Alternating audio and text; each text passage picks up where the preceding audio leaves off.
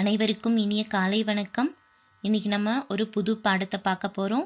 பாடத்தோட தலைப்பு என்ன அப்படின்னா தனி திறமை. எல்லார்கிட்டையும் ஏதாச்சும் ஒரு திறமை இருக்கும், ஆமாங்களா? ஒரு சிலர் நல்லா பாட்டு பாடுவாங்க, ஒரு சிலர் நல்லா டான்ஸ் ஆடுவாங்க, ஒரு சிலர் நல்லா கவிதை எழுதுவாங்க, ஒரு சிலர் நல்லா பேசுவாங்க, ஒரு சிலர் காமெடி பண்ணுவாங்க, ஒரு சிலர் மிமிக்ரி பண்ணுவாங்க. இந்த மாதிரி நிறைய திறமைகள் இருக்கும். திறமை இல்லாத மனுஷங்க அப்படின்னு சொல்லி யாருமே கிடையவே கிடையாது இந்த உலகத்துல, ஆமாங்களா? இந்த உலகத்துல திறமை இல்லாதவங்கன்னு யாருமே கிடையாது. அந்த திறமைய நம்ம என்ன திறமை நம்ம கிட்ட இருக்கு அப்படிங்கிறத நம்ம கண்டுபிடிச்சி அதை வளர்த்துக்கணும், சரிங்களா? சரி, இங்க என்ன அப்படின்னா காட்டுல நிறைய விலங்குகள் இருக்கும், நமக்கு தெரியுமா? சிங்கம், புலி, கரடி, ஆந்தை, யானை, அந்த மாதிரி நிறைய விலங்குகள் இருக்கும். அந்த விலங்குகளுக்கும் எப்படி மனிதர்களுக்கு திறமை இருக்கோ அதே மாதிரி விலங்குகளுக்கும் திறமை இருக்கு. அது என்னென்ன திறமை இருக்கு அப்படிங்கிறத தான் இந்த லெசன்ல நம்ம பார்க்க போறோம், சரிங்களா? காட்டுக்கு ராஜா யாரு? நமக்கு எல்லாருக்கும் தெரியும் தானே? ஆமா, சிங்கம் தான் காட்டுக்கு ராஜா.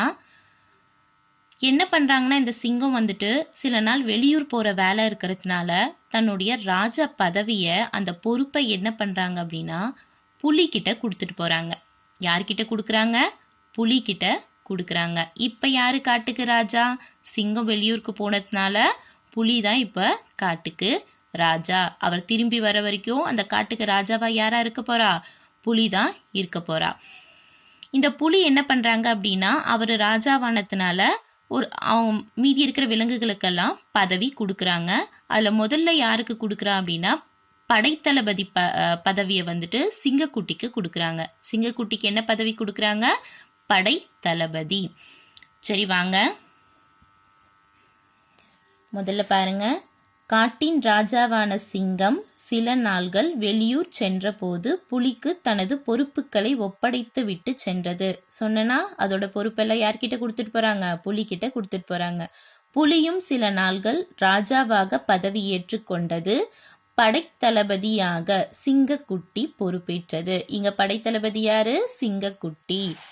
இப்போ புலி சொல்றாங்க என்னன்னு, இது பாரு, இதுதான் புலி. சிங்கக்குட்டி தான் நமது படைத்தளபதி. சிங்கக்குட்டி தான் நமது படைத்தளபதி. அப்ப என்ன சொல்றாங்க? சிங்கக்குட்டியே பொறுப்பை ஏற்றுக்கொள்ளுங்கள் அப்படின்னு சொல்லிட்டு பொறுப்பை யார்கிட்ட கொடுக்கறா? சிங்கக்குட்டி கிட்ட. யார் பொறுப்பை கொடுக்கறா? புலி பொறுப்பை கொடுக்கறா. அது என்ன பண்ணுது? சிங்கக்குட்டியும் நன்றி மன்னா, உடனே பதவியை ஏற்றுக்கொள்கிறேன் அப்படின்னு சொல்லி பதவியை ஏத்துக்கிறாங்க. நம்ம கிட்ட ஒரு பொறுப்பை கொடுத்தா அந்த பொறுப்பை நம்ம என்ன பண்ணணும்? ஏத்துக்கணும், சரிங்களா? அதுதான் நல்ல பழக்கம். அடுத்து, ஆந்தையாரே நீங்கள் தாம் இரவு காவல் அமைச்சர். ஆந்தை எல்லாம் பார்த்துருப்பீங்களா? ஆந்தை பார்த்தீங்க அப்படின்னா பகல் முழுது தூங்கும், நைட்டெல்லாம் முழிச்சுக்கிட்டே இருக்கும் ஆந்தை. அதனால தான் இரவு காவல் அமைச்சரா கொடுக்குறாங்க. அது நைட்டு ஃபுல்லா காவல் காக்கணும். இப்போ ஆந்தையாருக்கு என்ன பதவி கொடுக்குறாங்க? இரவு காவல் அமைச்சர். இப்போ ஆந்தை என்ன சொல்லுது? சரிங்க அரசே, நான் என் பதவியை ஏற்றுக்கொள்கிறேன். ஆந்தையும் பதவி ஏத்தாச்சு.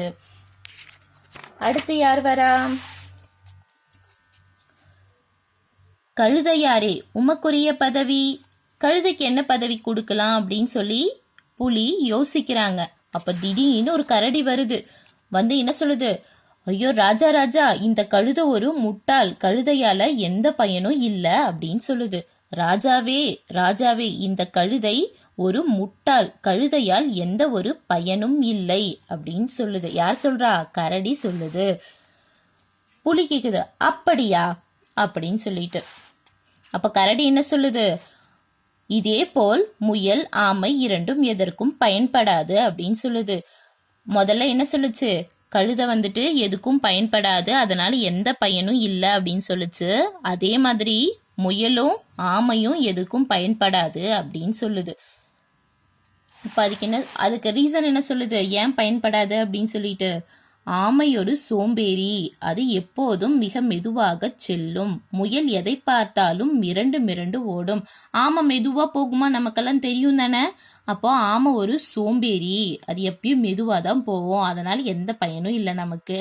அதே மாதிரி முயல் எதை பார்த்தாலும் மிரண்டு மிரண்டு ஓடும், பயந்து பயந்து போகும், அதனாலயும் எந்த பயனும் இல்லை அப்படின்னு சொல்லுது. இப்போ புலி தெரிஞ்சுக்கிச்சு. இந்த கரடி என்ன பண்ணுது, எல்லார பத்தியும் குறை சொல்லிக்கிட்டே இருக்கு, கோல் மூட்டிக்கிட்டே இருக்கு அப்படின்னு சொல்லி யார் தெரிஞ்சுக்கிறா, புலி தெரிஞ்சுக்கிறாங்க. நம்மளும் அப்படித்தானே, மேம் இவன் இதை பண்றான் மேம், மேம் அவன் அதை பண்றான் மேம்னு ஒரே கம்ப்ளைண்ட் பண்றது தான். அப்படி பண்றாமா, அது தப்பு. யார்கிட்டயும் நம்ம எப்பயும் குறை கண்டுபிடிச்சிக்கிட்டே இருக்கக்கூடாது, சரிங்களா. இப்ப என்ன சொல்றாரு புலி, கரடியாரே வாயை மூடும், ஆமை பொறுமையாக இருந்து காரியத்தை சாதிக்கும், அதனால் சமையல் வேலை செய்யட்டும்.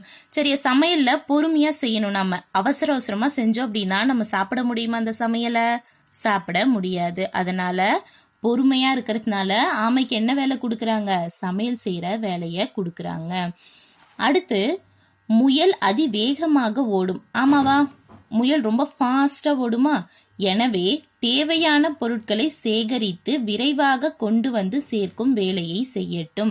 நமக்கு எந்தெந்த பொருள் எல்லாம் வேணுமோ அந்த பொருள் எல்லாம் நம்ம இப்ப கடைக்கு போயிட்டு வா அப்படின்னு சொல்றோமா, போய் வாங்கிட்டு வா, இதை வாங்கிட்டு வா, அதை எடுத்துக்கொடு, இது எடுத்துக்கொடு அப்படின்னு சொல்றோமா, அந்த மாதிரி பொருட்கள் எல்லாம் சேகரிச்சுட்டு வர வேலை யாருக்கு கொடுக்கலாம், முயலுக்கு கொடுக்கலாம் அப்படின்னு சொல்லி யார் சொல்றா, புலி சொல்றாங்க. சரியா, இப்போ பொருள் சேகரிக்கும் வேலை யாருக்கு, முயலுக்கு. சமையல் செய்யற வேலை யாருக்கு, யாருக்கு, ஆமைக்கு. சரிங்களா. அடுத்து மிச்சம் இருக்கிறது யாரு, கழுதை. கழுதை பகைவர்கள் வரும்போது தனது உரத்த குரலில் எச்சரிக்கும் பணியை கவனிக்கட்டும். என்ன பண்ணுது, யாருன்னா பகைவர்கள் காட்டுக்குள்ளர வந்துட்டாங்க அப்படின்னா என்ன பண்ணணும், அதோட குரல்ல எச்சரிக்கும் பணியை நமக்கு செய்யட்டும் அப்படின்னு சொல்றாரு. சரிங்களா. யாரையும் குறைவாக எடை போடக்கூடாது, அவர்களிடம் உள்ள திறமைகளை அடையாளம் காண வேண்டும். சரியா, நம்மளும் சொல்லிட்டே இருக்குமா, மேம் இவன் அதை பண்றான் மேம், மேம் இதை பண்றான் அப்படின்னு சொல்லிட்டே இருப்போம். அந்த மாதிரி யாரையும் நம்ம குறை சொல்லக்கூடாது. அவங்க கிட்ட என்ன திறமை, நீ நல்லா பாட்டு பாடுறடா, நீ நல்லா பாடு அந்த மாதிரி, இல்லை நீ நல்லா எழுது அப்படின்னு உங்க ஃப்ரெண்ட்ஸையும் சரி மற்றவங்களையும் என்ன பண்ணணும், என்கரேஜ் பண்ணணும். யாரையும் குறை சொல்லக்கூடாது. சரியா, இப்ப கரடிக்கு அது பண்ணது தப்பு அப்படின்னு புரிஞ்சிருச்சு. அப்ப என்ன சொல்லுது கரடி, நீங்க சொல்வது சரிதான் அரசே, இப்போது நான் தெரிந்து கொண்டேன், என்னோட தப்ப நான் உணர்ந்துட்டேன், என்ன மன்னிச்சிருங்க அப்படின்னு சொல்லி கேக்குது. இந்த லெசனோட கருத்து என்ன, ஒவ்வொருத்தருக்கும் ஒரு தனித்திறமை இருக்கு, அது என்ன பண்ணணும், நம்ம சூழ்நிலைக்கு ஏத்த மாதிரி பயன்படுத்தணும். சரிங்களா.